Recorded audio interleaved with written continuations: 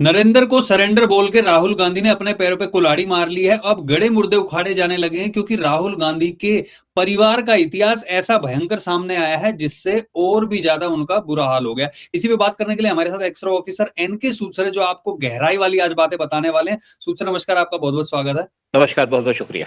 सूद sir, अभी राहुल गांधी ने कहा है कि नरेंद्र मतलब सरेंडर। देखिए, इनका इतिहास करेगा ना तो दंगे हो जाएंगे ये। इन्होंने देश के लिए वो काम किया। अगर हम शुरू से बात करते हैं, ये लोग हैं जिन्होंने पीओके पाकिस्तान को दे दिया।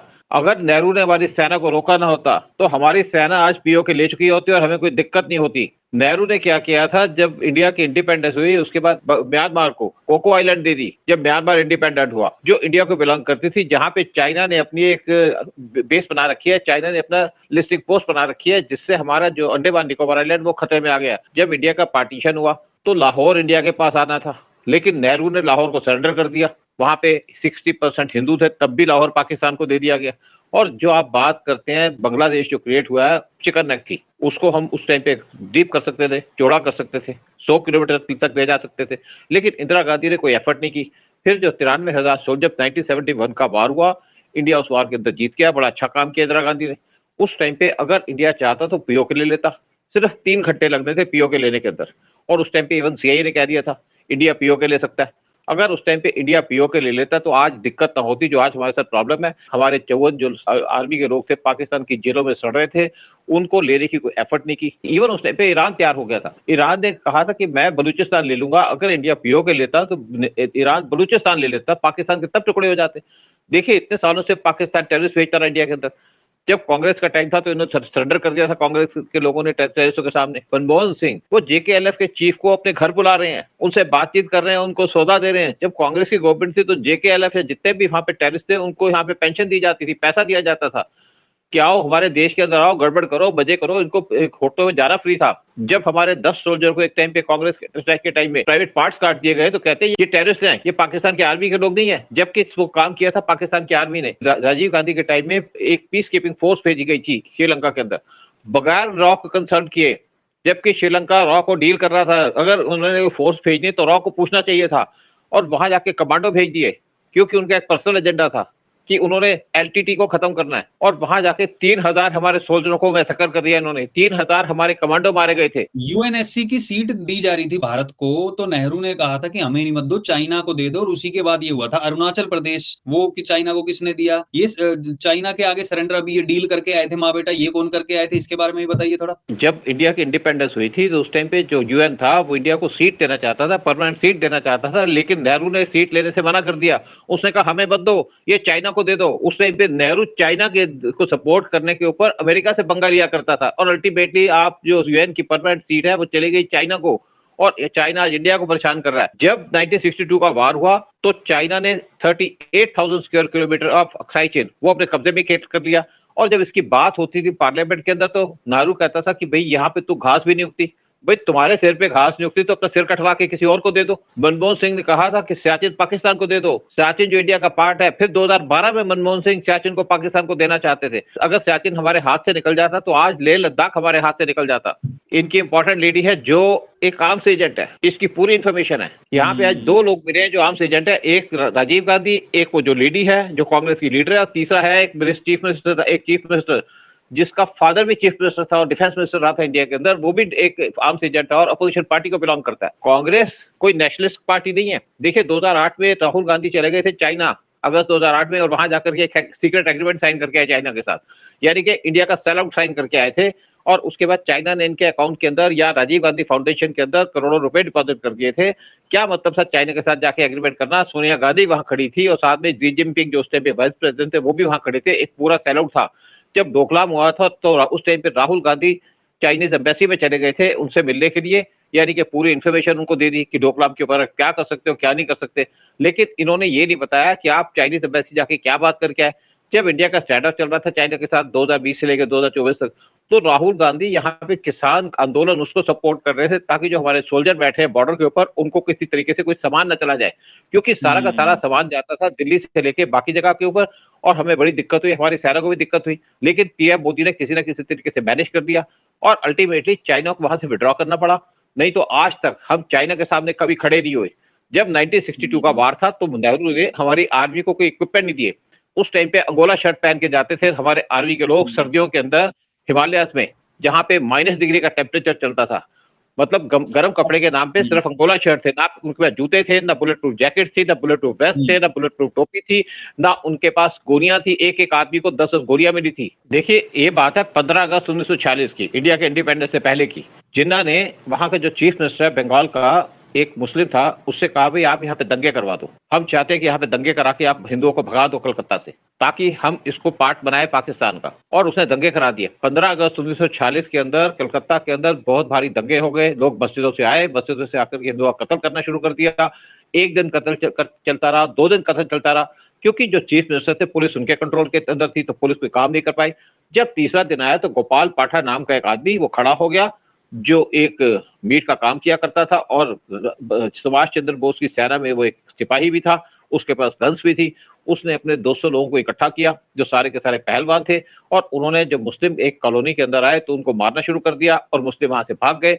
उसके बाद जब दोबारा लोग आए मुस्लिम दूसरी कॉलोनी के अंदर, तो भी गोपाल पाठा के साथ लोग खड़े थे, तो उन्होंने उनको फिर भगा दिया। उसके बाद गोपाल पाठा ने अपनी पूरी सेना को इकट्ठा किया, यानी कि हिंदुओं की सेना बनाई, और उसके बाद मुस्लिम इलाकों में जाकर के मुस्लिम को मारना शुरू कर दिया।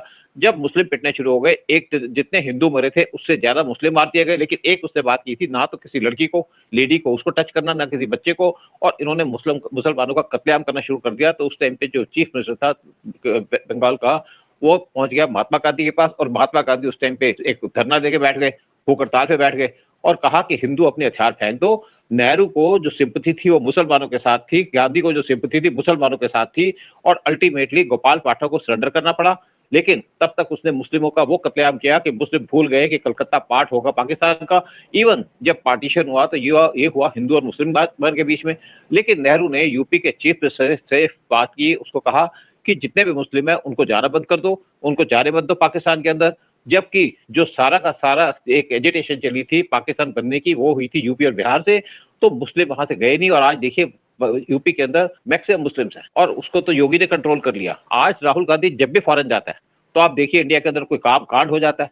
पिछले 3 साल से पीएम मोदी नंबर 1 पे है वर्ल्ड लीडर के अंदर। और जो आज इंडिया की इमेज है, आज इंडिया अगर चौथी वर्ल्ड की इकोनॉमी बना है तो मोदी की वजह से, और इंडिया के आज वर्ल्ड के अंदर पूछ है तो मोदी की वजह से। आज डोनाल्ड ट्रंप भी मोदी को देख के सोचता है। पहले क्या था कि पहले तो पीएम मोदी या इंडिया की इमेज थी कि इंडिया की इकोनॉमी बढ़ रही है, लेकिन जब से ऑपरेशन सिंदूर हुआ तब से पीएम मोदी और इंडिया की इमेज इतनी ज्यादा बढ़ गई है कि आज पीएम मोदी को सब लोग प्रेज करते हैं वर्ल्ड के अंदर कि पीएम मोदी किस तरीके से हर एक आदमी इनसे मिलना चाहता है, बात करना चाहता है। और आज पीएम मोदी ने इंडिया को उस ऊंचाई पे पहुंचा दिया जहां पे इंडिया को सोच भी नहीं सकता था कि हम वहां पहुंचेंगे। चौथी इकोनॉमी तो हम बन गए, लेकिन 1 साल के अंदर हम 3rd इकोनॉमी बन जाएंगे वर्ल्ड के अंदर। और हम बनना चाहते हैं बहुत बड़ी इकोनॉमी, लेकिन जो इंडिया के दुश्मन है स्पेशली चाइना और अमेरिका, जिनको राहुल गांधी सपोर्ट करता है, जिनको प्रेस करता है, उन्हीं की वजह से आज हमारा देश खतरे में है, हमारे देश की सिक्योरिटी खतरे के अंदर है। आप देखिएगा जब यहाँ पे अप्रैल 22 का कांड हुआ था पहलगाम के अंदर, उस टाइम पे राहुल गांधी यूएस के अंदर थे, और फिर राहुल गांधी यूएस के अंदर गए हैं, और आप देखिएगा यहाँ पे फिर कोई कांड होगा, क्योंकि राहुल गांधी का एजेंडा है देश को कमजोर करना।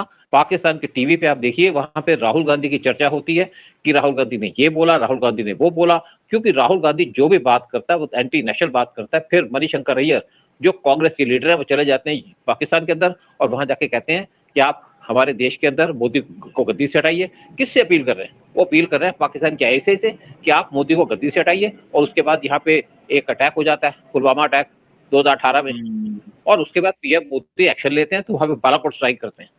जब हमारे सोल्जर इन पे अटैक होता था, इनकी गर्दन काट दी जाती थी, तो हमारी गवर्नमेंट उस टाइम पे जो कांग्रेस की गवर्नमेंट थी कोई बात नहीं करती थी, कहते ये तो ऐसा है कि मिलिटेंट मार गए, पाकिस्तान की आर्मी नहीं। लेकिन आज पाकिस्तान की तरफ से कोई अटैक होता है तो हम उसका जवाब देते हैं। जब उरी अटैक हुआ था तो हमने पाकिस्तान के अंदर सर्जिकल स्ट्राइक कर दी, लेकिन जब पुलवामा हुआ तो हमने पाकिस्तान के अंदर एक उनके एयर जो एक बहुत बड़ा उनका जो बेस था जहां पे इनको ट्रेनिंग दिया करते थे मिलिटेंट को, उसको डिस्ट्रॉय कर दिया। जब पाकिस्तान ने पहलगाम में अटैक किया तो हमने पाकिस्तान की 9 एयर बेसिस को, 9 जो टेररिस्ट कैंप है उनको ध्वस्त कर दिया 23 मिनट के अंदर। और उसके बाद पाकिस्तान ने थोड़ा सा भी एक्शन लिया तो हमने पाकिस्तान की 11 की 11 बेसिस को उड़ा दिया, बर्बाद कर दिया। नरेंद्र मोदी ने जो देश को ऊंचाई दी है वो कोई नहीं पहुंचा सका। आज ट्रंप भी किसी अगर आदमी से घबराता है वो है नरेंद्र मोदी, उनके सामने ट्रंप खड़ा नहीं हो पा रहा। ट्रंप को डर लगता है सिर्फ एक आदमी से, वो है नरेंद्र मोदी। और नरेंद्र मोदी ने एक देश को एक ऐसी ऊंचाई पे पहुंचा दिया है। नरेंद्र मोदी ने इस देश के हिंदुओं को ऐसी जगह खड़ा कर दिया कि आज हिंदू मान से कहते हैं कि मैं हिंदू हूं। क्या कोई हमारा प्राइम मिनिस्टर किसी टेंपल में जाता था नरेंद्र मोदी को छोड़ करके? क्योंकि उनको डर लगता था कि टेंपल में जाएंगे तो मुसलमान नाराज हो जाएंगे। लेकिन आज पीएम मोदी खैर टेंपल में जाते हैं, पीएम मोदी ने राम टेंपल बना दिया, जिन्होंने इसको मुस्लिमों के कंट्रोल में दिया हुआ था। राहुल गांधी हिंदू हेटर है। राहुल गांधी को अगर प्यार है किसी कंट्री से वो है चाइना, दूसरा किसी कंट्री से राहुल गांधी को प्यार है वो है पाकिस्तान। और जब हमारे सोल्जर कह रहे थे कि भाई हमें आप बुलेट प्रूफ जैकेट दे दो, बुलेट प्रूफ वेस्ट दे दो, जूते दे दो, कोई काम नहीं करके दिया। फिर हमारी आर्मी के पास नाइट विजन इक्विपमेंट नहीं थे। जो हमने मिलिटेंट से लड़ना होता था हमारे पास नाइट विजन इक्विपमेंट नहीं थे। 2014 में आने के बाद हमने नाइट विजन इक्विपमेंट लिए और उसके बाद हमने मिलिटेंट को मारना शुरू किया। जब कांग्रेस की गवर्नमेंट थी तो पूरे इंडिया के अंदर एक मुस्लिम एजेंडा चल रहा था, यहाँ पे मिलिटेंट कंट्रोल करते थे, जहां भी चाहे बम उड़ा दे। उसके बाद ये धीरे धीरे कम होकर के रह गया जम्मू कश्मीर के अंदर। फिर आज भी जम्मू कश्मीर के अंदर कोई एक मिलिटेंट एक्टिविटी होती है तो महीने में एक बार होती है, लेकिन वो मिलिटेंट को मार दिया जाता है। फिर हम पाकिस्तान के अंदर घुस घुस के मार रहे हैं। पाकिस्तान के अंदर 27 ऐसे मिलिटेंट है जो हाई मिलिटेंट है, जिन्होंने यहाँ पे अटैक किए थे बहुत जगह के अंदर, उनको चुन चुन के मारा गया अननोन गनमैन के द्वारा। ये काम किसने किया? मोदी ने। जब यहाँ पे मालदीव ने हमको आंख दिखाई तो पीएम मोदी ने कुछ नहीं बोले, कुछ नहीं बोले, सिर्फ लक्षद्वीप पे चले गए, वहां जाके कुर्सी बिछाई, अपनी फोटो खिंचवा ली। उससे एक मैसेज चला गया मालदीव को कि लक्षद्वीप एक आइलैंड है जहाँ पे हिंदू टूरिस्ट जा सकते हैं।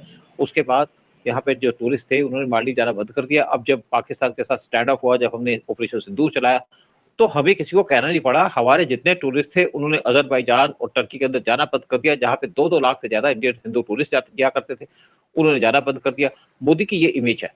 मोदी जब लक्षद्वीप पे गए थे, इससे पहले राजीव गांधी भी लक्षद्वीप के अंदर गए थे, बाई फ्लाइट गए थे, आकर के वापस आ गए। लेकिन इससे पहले राजीव गांधी लक्षद्वीप के अंदर गए थे। लक्षद्वीप के अंदर वो साथ में उनके एयरक्राफ्ट कैरियर था, 5 सबमरीन थी, 11 वारशिप थे और वहां जाके हॉलिडे बनाने गए थे। ठीक है, आप प्राइम मिनिस्टर, आप यहाँ छुट्टियां मनाने जा सकते हैं। उनके साथ इनकी वाइफ, इनके साथ जो उनकी इटालियन वाइफ है वो थी, साथ में उनके इन-लॉज, उनके ससुर और बाकी रिश्तेदार वहां पे गए थे, और साथ में अमिताभ बच्चन का भाई और बाकी कुछ लोग गए थे, फिल्म स्टार गए थे, राहुल गांधी के रिश्तेदार भी गए थे। वहां पे कई सौ करोड़ खर्च करके आए। फिर उसके ऊपर जो हमारा एयरक्राफ्ट कैरियर था, उसके ऊपर जो इटालियन लोग थे उनको उस एयरक्राफ्ट के ऊपर चढ़ा दिया, एयरक्राफ्ट कैरियर के ऊपर चढ़ा दिया। जबकि एयरक्राफ्ट कैरियर के ऊपर आप ऐसे लोगों को चढ़ा नहीं सकते, उनको दिखा नहीं सकते। लेकिन राजीव गांधी ने काम किया, छुट्टी मनाओ, आप मनाओ, जाइए, कोई बात नहीं, लेकिन आप अपने पूरे के पूरे रिश्तेदारों को, इटालियंस को उठा करके वहां ले गए। हमारी नेवी को एक इन्होंने मतलब अपना गुलाम बना के रखा था, आर्मी गुलाम बना के रखी थी। हमने आप जाइए एलटीटी के अंदर लड़िए श्रीलंका के अंदर, और 3000 हमारे सोल्जर बर्बाद दिए।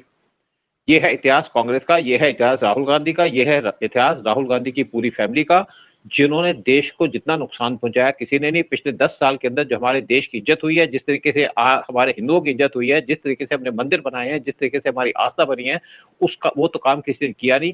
और एक जिस आदमी ने वो काम किया है उसका नाम है नरेंद्र मोदी। मतलब कुल मिला के जो ये बातें कहीं ना कहीं टारगेट इसलिए किया जाता है कि मोदी की जैसे ही छवि और ऊपर जाने लगती है तो उनको टारगेट किया जाता है कि कैसे बदनाम किया जा सके। आप लोगों से पूछना चाहूंगा जो कमेंट सेक्शन में, आप भी बताइए कि आप लोगों का क्या सोचना, क्या मोदी ने सच में सरेंडर किया है? क्या आपको 1% भी लगता है? कांग्रेस का आपको क्या लगता है? जो इस तरीके की बातें की जा रही है उसके पीछे क्या कारण हो सकते हैं? बट बहुत बहुत धन्यवाद सूद सर आने के लिए और सारी जानकारी हमारे साथ साझा करने के लिए आपका। जय हिंद, जय भारत। जय हिंद, जय भारत।